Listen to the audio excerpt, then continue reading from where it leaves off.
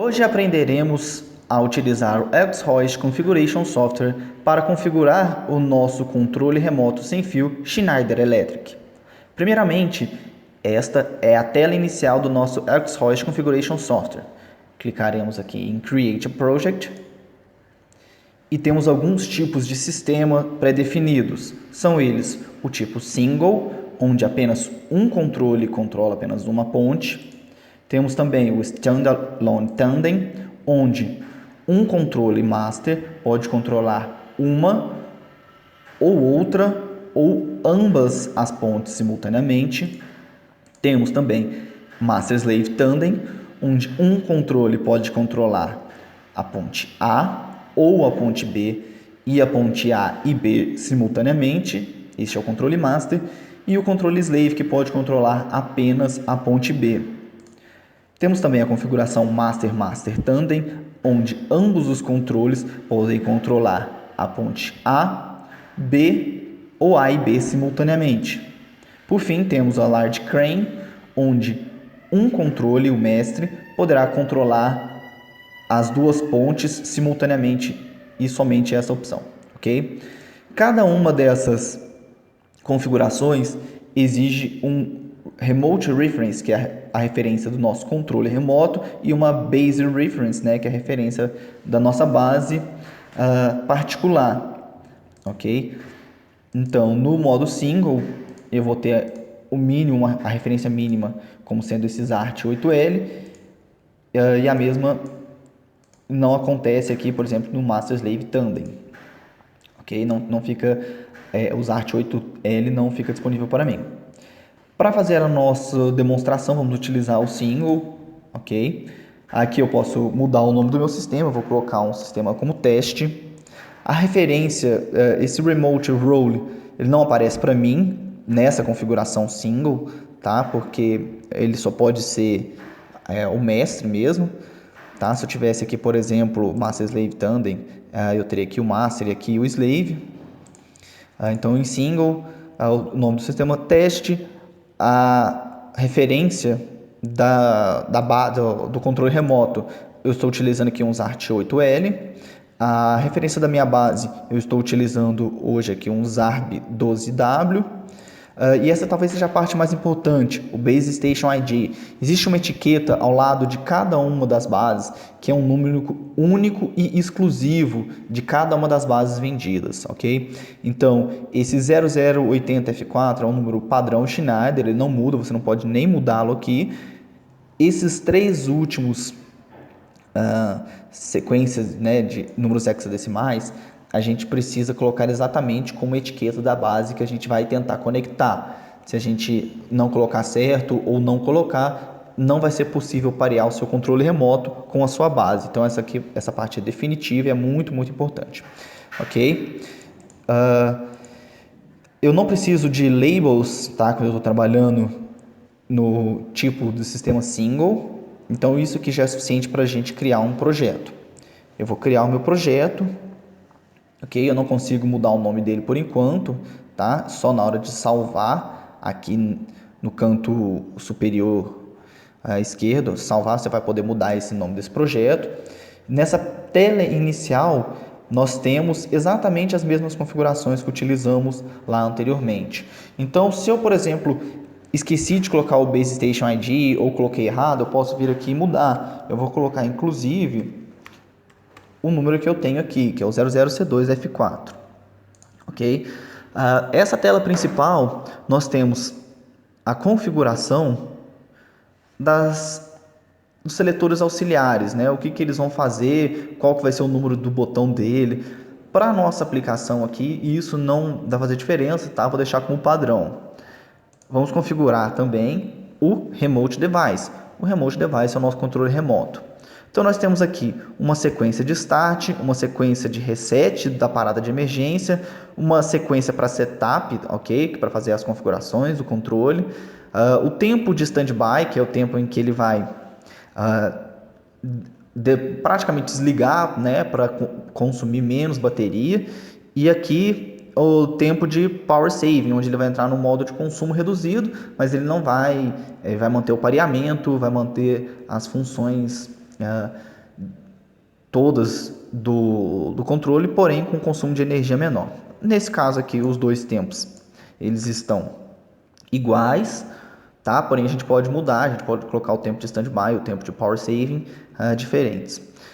Temos aqui por último um Remote Fail and Shock Detection, que ele detecta quando existe um acelerômetro dentro do controle que detecta caso ele cair, para ele desligar e assim proteger a eletrônica dentro do controle, ok?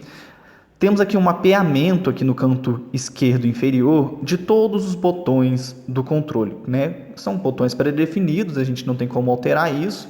Ou seja, o botão para a esquerda é o botão 1, o botão para a direita é o botão 2, o botão para cima, né, ou para frente é o botão 3, o botão para trás é o botão 4, 5 eu subo com o içamento e o 6 eu desço, né, com esse içamento, com esse gancho. Quando você pegar o controle, você vai poder verificar que tanto para a esquerda, quanto para a direita, quanto para frente, quanto para trás, existem dois status, se eu aperto mais leve e se eu aperto mais forte. Então você tem dois contatos, se eu apertar para a esquerda leve, seria para a esquerda devagar, e apertar mais forte, que seria esse 1H, que seria ir para a esquerda mais rápido, tá ok? Então eu tenho essas opções em todas as direções, né? Esquerda, direita, frente e trás. Esse Start Sequence, se eu quisesse habilitar, eu poderia dizer que para o operador começar a operar, assim que ele ligar, ele vai ter que apertar o botão 1, ok, 2, 3 e 4. Ou seja, só após apertar essa sequência pré-definida e nessa ordem, ele estará apto a operar. Portanto, quando ele ligar, fez o pareamento, apertou o botão de acionar, né, o botão verde para ligar, ele vai ter que apertar esquerda, direita, frente, trás. E aí sim ele terá a habilitação para poder operar. A mesma coisa para resetar o reset, o botão de reset. Porém, o botão de reset, a gente não tem como alterar esse set aqui no final. Esse botão ele é pré-definido, então a partir do momento que você apertar o botão de reset e soltá-lo, você terá que apertar o botão set, que é o botão aqui de trás do controle, para poder resetar essa parada de emergência, tá? Setup Access, a gente pode fazer uma configuração, né, padrão de quais botões apertar para que a gente possa entrar nas configurações, né, fazer o descarregamento das configurações no controle. Nessa aba Interlocking temos alguns botões que não fazem sentido se a gente apertar eles juntos. Então, por exemplo, temos aqui o botão 1 e o botão 2, que são os botões de ir para a esquerda e para a direita. Não faz sentido eu apertar os dois juntos. Ou seja, então, se você estiver apertando o botão 1 e porventura acabar apertando o botão 2, ele vai cancelar o movimento, ele vai parar o movimento, porque não faz sentido ir para a esquerda e para a direita ao mesmo tempo.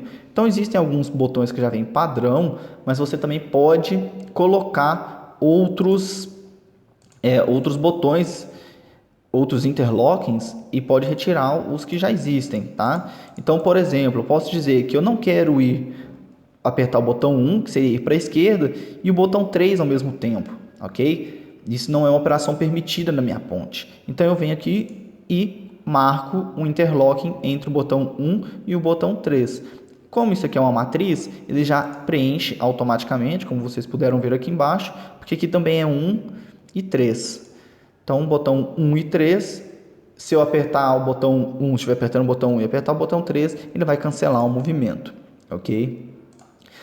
Nessa aba Device Identity, nós temos todas as informações do controle. Então, se você descarregar de um controle as informações para o seu software, você vai ter aqui todas as informações do seu controle, ok? Então, vamos vir aqui, ó. Apareceu essa mensagem de modificação, tá? Eu fiz alguma modificação e esqueci de aplicar. Então, a gente sempre tem que lembrar de aplicar aqui, depois de feita uma modificação aqui no canto direito inferior. Apliquei, tá ok. Vou vir agora aqui na Base Station para fazer a configuração da nossa base. Bem, temos aqui agora 4, né, abas, e essa aqui talvez seja a principal. Essa aba, nós vamos falar o que o botão 1, quais serão os relés dentro da base que esse botão 1 vai acionar. Então, nesse caso, para o padrão, temos que o botão 1, ele aciona o relé 1 dentro da base. O botão 1H, que seria o ir para a esquerda rápido, aciona o botão 1 e 3. O botão 2, né, que seria o botão de ir para a direita, aciona o contato 2 dentro da base. O 2H aciona o botão, os contatos, né, 2 e 3 dentro da base. Eu esqueci quais são o botão 1, qual que é o botão 4. Você pode voltar aqui em Remote Device, tá ok? E ele vai ter lá o mapeamento de todos os botões, né? Como não são muitos botões, você vai acabar decorando com um pouco de utilização.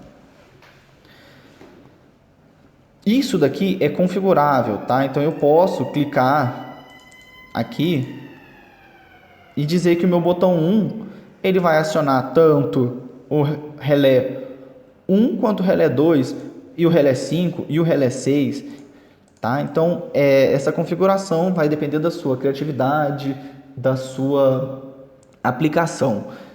Esse caso, ele já vem pré-configurado para facilitar a interface com os inversores de frequência Schneider Electric.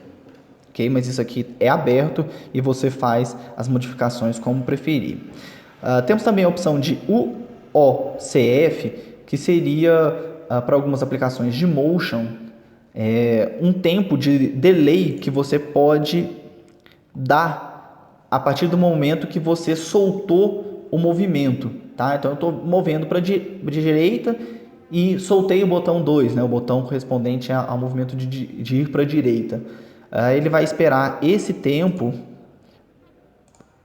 que eu vou colocar aqui, por exemplo, 10 segundos, para acionar o relé 2, tá ok? E isso vai acontecer tanto para o botão 1 quanto para o botão 2, que seria ir para a esquerda e para a direita. Então ele vai ter esse delay de 10 segundos para acionar. Boa parte das aplicações a gente não vai utilizar isso. Para pontos rolantes que tem inversor de frequência, a gente não vai precisar utilizar isso, tá? Porque esse tempo de subida e tempo de descida dos inversores já são programados neles, então a gente não precisa se preocupar. Então, se eu tirar aqui o UOCF, eu vou ver que sumiu aqui minha configuração na coluna do relé 2. Se eu mandar aplicar, ele vai salvar, mas se eu apertar cancelar, ele volta tudo lá, as configurações como era um padrão, que é como eu quero deixar nesse caso, ok? Essa outra aba aqui, Limit Switch and Motion Feedback, para essa base a gente não tem essa opção, mas temos algumas entradas digitais, que elas podem ser, por exemplo, chaves de fim de curso.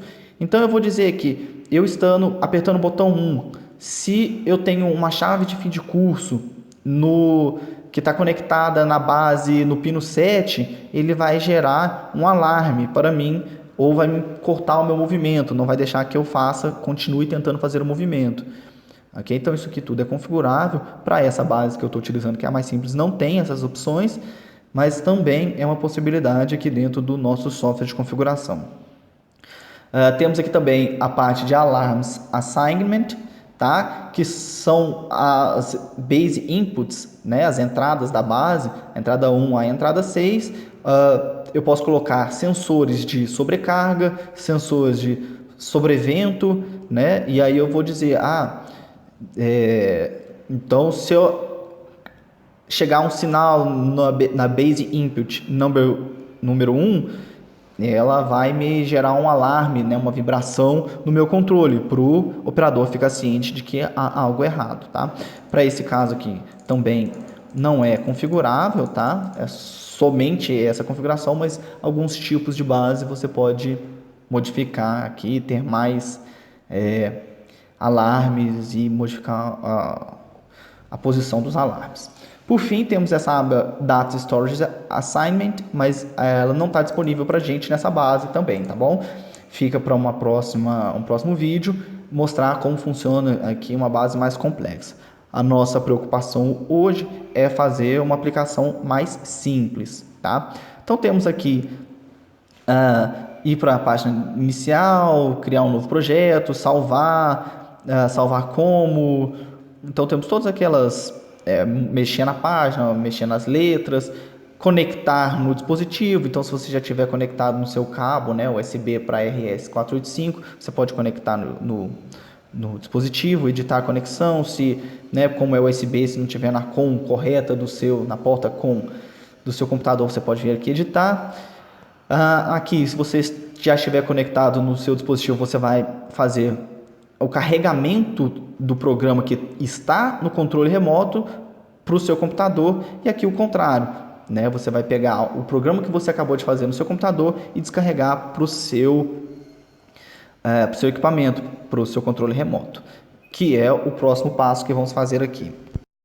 Bom, antes de descarregarmos as informações para o nosso controle e de fazer o pareamento com a base, é importante salientar este item que encontramos no Quick Start Guide, que vem junto do kit, tá? Com o controle e a base.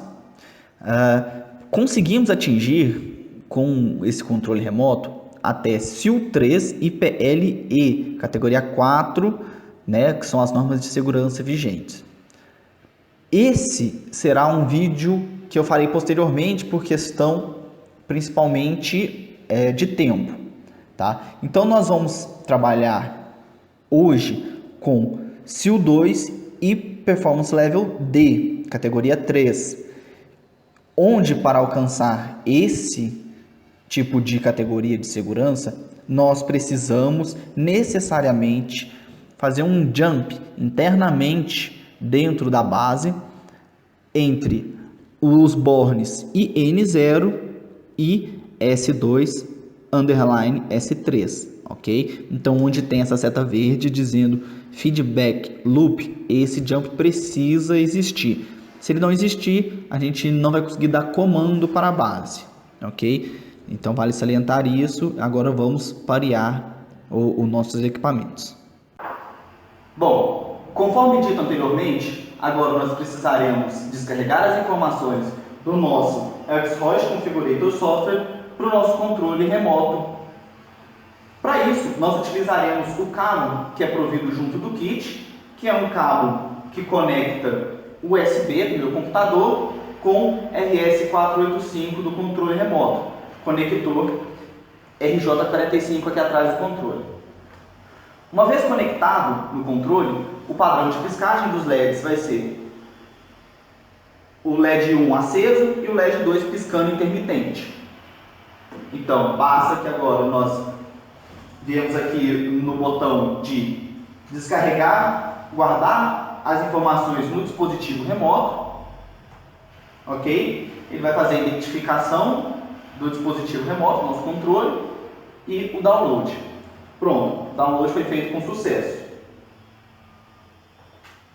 Então podemos tirar o cabo de comunicação. A nossa manete vai estar desligada. Basta aqui, apertamos o botão verde para ligar. E ela vai acender nesse padrão. LED 1 e 2 piscando vermelho e o LED da bateria aceso. O que isso quer dizer? Isso quer dizer que o dispositivo encontrou a base devido às informações que nós colocamos no nosso software de configuração, porém, os parâmetros do controle estão diferentes dos parâmetros da base. Para enviar os parâmetros do controle para a base, nós precisamos apertar o botão 7, o botão aqui de trás. Basta fazer isso. Apertamos, ele vai enviar as informações para a base dessa maneira. Botão de bateria aceso continuamente, botão Start e 2 piscando intermitente. Assim que terminar a parametrização da base, o controle vai desligar. Então basta que agora ligar o controle. Prontinho. A barra aqui em cima de Schneider Electric vai estar acesa verde e as informações do controle da base são as mesmas. Para operar agora basta que apertemos o botão verde e prontinho. a nossa base está pronta para operação. Vai ser possível escutar os LEDs atracando dentro das bases.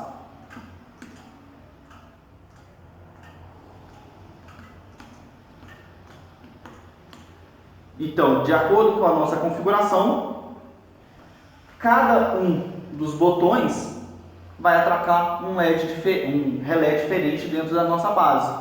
E já estamos prontos para a operação. Muito obrigado.